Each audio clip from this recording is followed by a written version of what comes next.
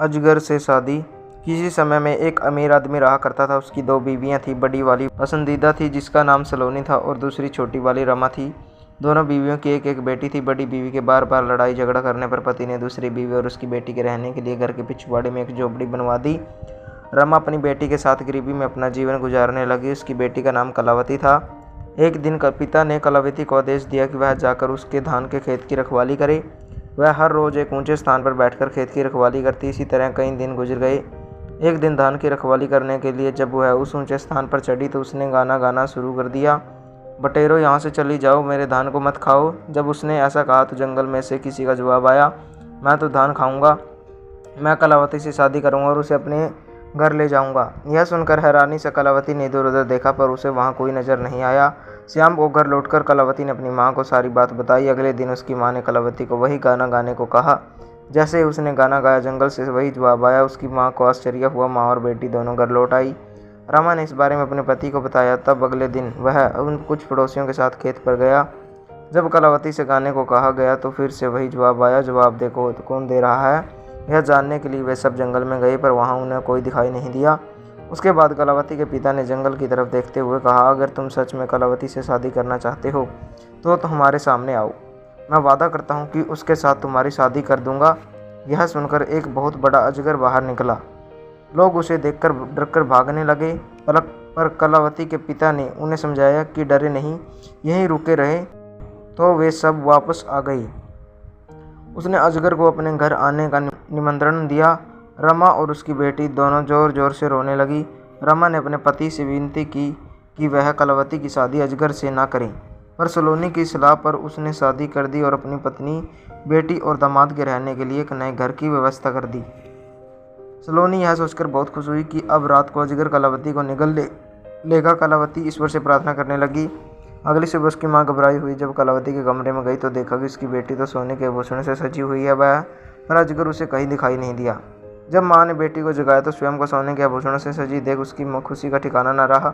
जब पिता अपनी बड़ी पत्नी के साथ वहां आया तो उसने सोने के आभूषणों से चमचमाते देखकर हैरान रह गया। यह देखकर लालची सलोनी को बहुत ही ईर्ष्या हुई और उसने अपने पति से जिद की कि वह उसकी बेटी के लिए भी अजगर को लेकर आए। तब वह बहुत सारे आदमियों को लेकर घने जंगल में अजगर को ढूंढने निकल गया। उन्हें एक अजगर मिला तो वह उसे घर ले आया। सलोनी ने भी अपनी बेटी की शादी उससे कर दी। कलावती की तरह उसकी बेटी को भी अजगर के साथ सोने के लिए भेज दिया गया। सलोनी पूरी रात यह सोचकर खुश होती रही कि अब उसकी बेटी भी सोने के आभूषणों से लद जाएगी। वह पूरी रात उनके कमरे के बाहर ही बैठी रही, लेकिन अजगर ने तो उसकी बेटी को निगलना शुरू कर दिया। बेटी ने कमरे के अंदर से अपनी माँ से कहा, माँ मेरे पाँव में गुदगुदी हो रही है। माँ ने बाहर से जवाब दिया, मेरी बच्ची, मेरा दामाद तुम्हें सोने से सजा रहा है। जब अजगर उसकी गर्दन तक पहुंचा तो वह बोली, माँ मेरी गर्दन में गुदगुदी हो रही है। माँ बोली, मेरी बच्ची, मेरा दामाद तुम्हें मोतियों की माला से सजा रहा है। जब अजगर उसके सिर तक पहुंचा तो बेटी की आवाज़ आनी बंद हो गई। माँ ने सोचा कि आभूषण पाकर मेरी बेटी खुश हो गई है और सो गई है। यह सोचकर वह भी खुशी खुशी सोने चली गई। सुबह वह दौड़ी दौड़ी अपनी बेटी के पास आई पर उसे वह कहीं दिखाई नहीं दिया। अजगर बड़े आराम से वहाँ लेटा आराम कर रहा था। सलोनी की बेटी को निगलने के बाद उसका पेट फूला हुआ था। यह देख उसे एहसास हुआ कि और वह बहुत रोने लगी। उसके रोने के बाद सुन पति दौड़ा दौड़ा आया और पूछा कि क्या हुआ। जब उसे सच का पता चला तो वह सिर पकड़कर वहीं जमीन पर बैठ गया। सलोनी और कलावती भी रो रही थी। सारे गांव वालों ने पति पत्नी का बहुत मजाक उड़ाया और उनके लालच पर उन्हें धिक्कारा। उसके बाद तो उसके पति को इतनी नफरत हो गई कि वे दोनों उनसे पीछा छुड़ाने का तरीका सोचने लगी। एक दिन वे अपने हथियारों के साथ उनके जबरन घसीटते हुए जंगल में ले गए। उन्हें बेहोश कर वे उन्हें मारने ही वाले थे कि तभी एक अजगर वहां आया और उसने उन दोनों दुष्टों को निगल लिया। अजगर ने बेहोश माँ को बेटी को उठाया और जंगल में ले गया। अगले दिन जब वे उठी तो रोने लगी।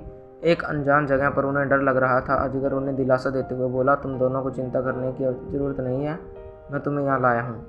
फिर उसने रात की घटना उन्हें बताई। सच जानकर दोनों ने धन्यवाद दिया। उसके बाद से तीनों खुशी से जंगल में ही रहने लगे। एक दिन जब अजगर बाहर गया हुआ था तब एक बूढ़ी स्त्री वहां आई।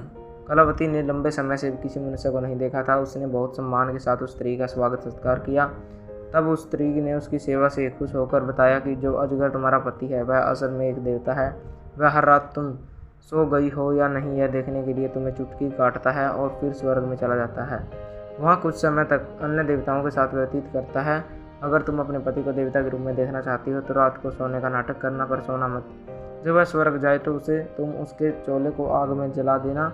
जैसे ही तुम उसके चूल्हा जलाओगी उसे अपने बदन में जलन का एहसास होगा, तब तुम तुरंत पंखा कर देना, जल्दी ही उसे नींद आ जाएगी। सुबह तुम उसे माला पहनाकर उसका अभिवादन करना, तुम्हारा पति ही है जो अजगर के रूप में तुम्हारे सामने आता है। यह बात सुनकर कलावती की खुशी का ठिकाना न रहा। उसने वैसा ही किया जैसे बूढ़ी स्त्री ने बताया था। एक दिन जब उसका पति घर में नहीं था, तब वह बूढ़ी स्त्री फिर आई। कलावती ने उसका स्वागत करने के बाद उसके गाने का कारण पूछा। वह चालाकी से बोली, मैं तो तुम्हारी भलाई के लिए ही यहाँ आई हूँ। कल दोपहर तुम अपने पति से एक थाली में अपने साथ खाना खाने को कहना। जब तुम दोनों एक साथ खाना खाओगे तो वह भी फिर भी कभी एक भी पल के लिए तुमसे अलग नहीं होगा। जब तुम खाना खा लो तो उससे कहना कि तुमने उसके मुंह के अंदर बहुत सारे बाहों को देखा है। तब तुम उससे पूरा मुंह खोलने के लिए कहना, ताकि पूरी दुनिया को तुम देख सको। वह कहेगा कि तुम उसे या पूरी दुनिया में से किसी एक को चुन लो, पर तुम कहना कि तुम दुनिया को देखना चाहती हो। वह अपना मुंह खोलकर तुम्हें पूरी दुनिया दिखा देगा और पूरी एक नदी में चला जाएगा। वह कहेगा कि वह तुमसे अब 6 महीने बाद मिलेगा, पर उसकी बातों में मत आना। तुम नदी के तट पर बैठी रहना। कुछ क्षण बाद तुम उसे वापस आते देखोगी। अगले दिन वैसा ही किया। तब उसका पति बोला, तुम्हारे इरादे मुझे ठीक नहीं लग रहे हैं। खाना खाने के बाद उसने अपने पति से पूरी दुनिया दिखाने को कहा, तो वह बोला, फिर तुम मुझे कभी नहीं देख पाओगी। पर वह तो अपनी जिद पर अड़ी रही। तब हारकर पति नदी के पास गया और उससे पूछा, दुनिया देखने के लिए क्या तुम मुझे भी छोड़ने को तैयार हो? वह बोली, मुझे दोनों चाहिए, दुनिया भी देखनी और आप भी चाहिए। उसके पति ने अपना मुंह खोलकर उसे दुनिया दिखाई और उसे सोने की अंगूठी देते हुए बोला, जिस बूढ़ी स्त्री के कहने पर तुम यह सब कर रही हो ना, वह मेरी माँ की नौकरानी है। वह तुम्हें मुझसे अलग करना चाहती है ताकि वह तुम्हें खा सके। उन्हें लगता है कि अगर मेरी माँ तुम्हें खा जाएगी तो मैं उनकी चुनी हुई लड़की से विवाह कर लूँगा। इसीलिए मैं तुम्हें यह सोने की अंगूठी दे रहा हूँ, उसे संभाल कर रखना। कुछ दिनों बाद वह वापस आया। अब कलावती को समझ आ गया था। अब उसने दूसरे नगर में जाकर अपनी गृहस्थी बसाई और खुशी से जीवन व्यतीत करने लगी। तो दोस्तों, कैसी लगी आपको कहानी? कमेंट करके जरूर बताएं। अगर आप हमारे चैनल पर नए हो तो चैनल को सब्सक्राइब करें, वीडियो को लाइक